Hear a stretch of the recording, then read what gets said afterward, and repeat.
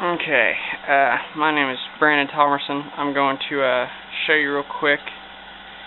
If you're wanting a good gaming computer capable of running games like Crysis, Left 4 Dead, this computer will do it all on high for less than $500.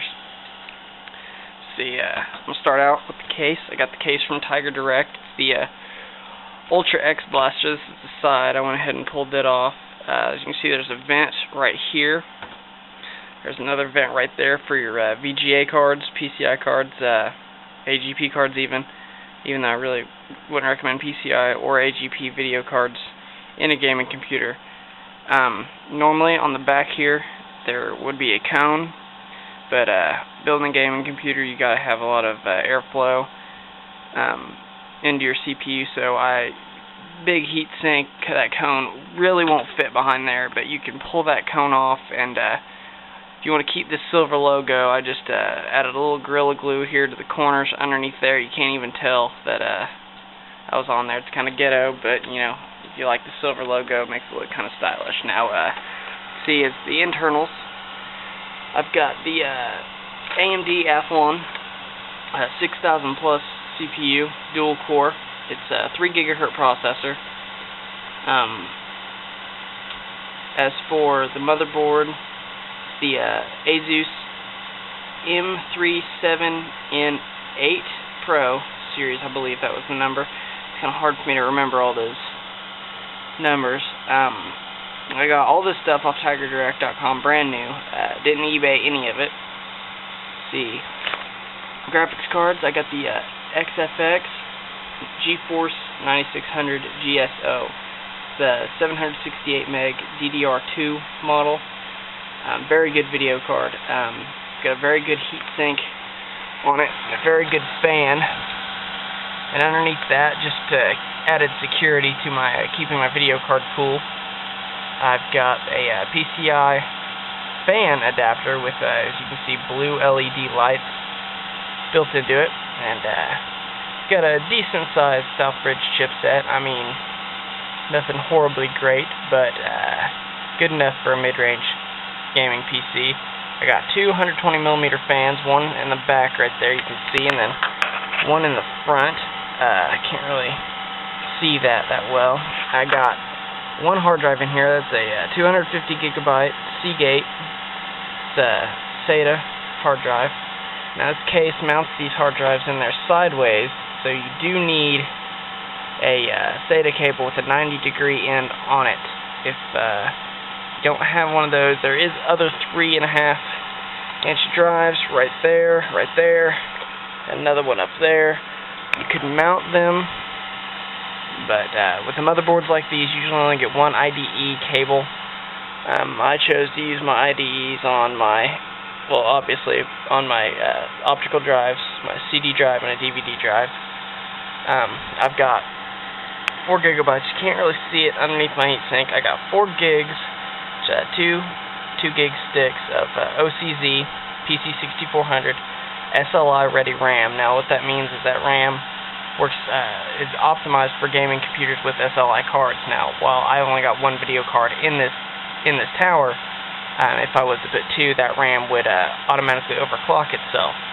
Now that RAM you can overclock it regularly. It's got built-in multipliers in it. You can overclock it up to 1600 megahertz. Now, as you've seen all of that, now this computer, when I said I could build everything for less than $500, did not include the monitor. Let's see here.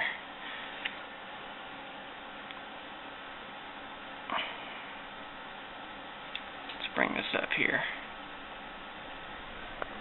Okay. I want to benchmark VGA card. Now, let's see if we can get this now. It's kind of hard to read that through this camera, but it's set to high settings. I've pushed it to very high before, but there's a little lag there, and it just makes it not very fun. Now I'm setting it at a medium resolution at 1280 by 124, or 1024 I mean.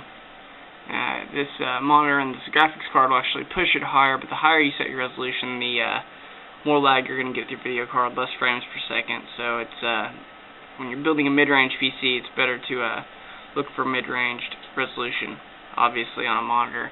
Now, you set it at a resolution like 1280 by 1024. You can run the 3D Mark Vantage. You could run about anything. So let me go ahead and run this benchmark real quick.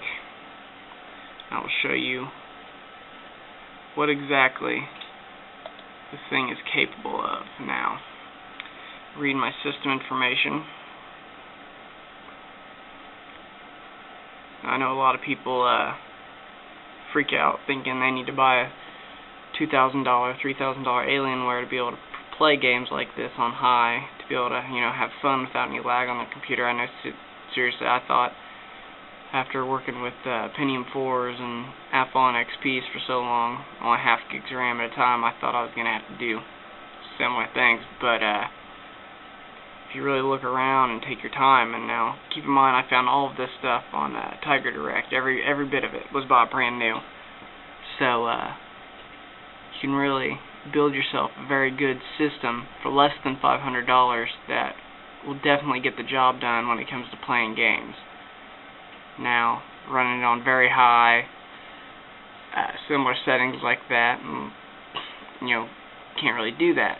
But if you're just wanting to have fun with the game and have decent graphics, I mean, I'll tell you, this system right here, it beats my Xbox when it comes to playing games. My Xbox 360 lags more than this computer does. And it just goes to show you, it's not all about, you know, spending a bunch of money on a computer. You can build yourself a decent computer for very little money, and that's what I'm trying to show you all here with this video. Now, anything I've been incorrect about, I mean, don't judge me on it. I'm not a complete expert on it. I know more than most people, but you know, there are a lot of people out there who know a lot more about this than I do. So but I'm just letting people know you can buy all of this. You can build it yourself. It's fun. Now this is what it's going to look like. I'll see if I can get it to a little better here. One video card. No SLI here. No overclocking. Nothing. It's all straight out of the box, thrown into the computer.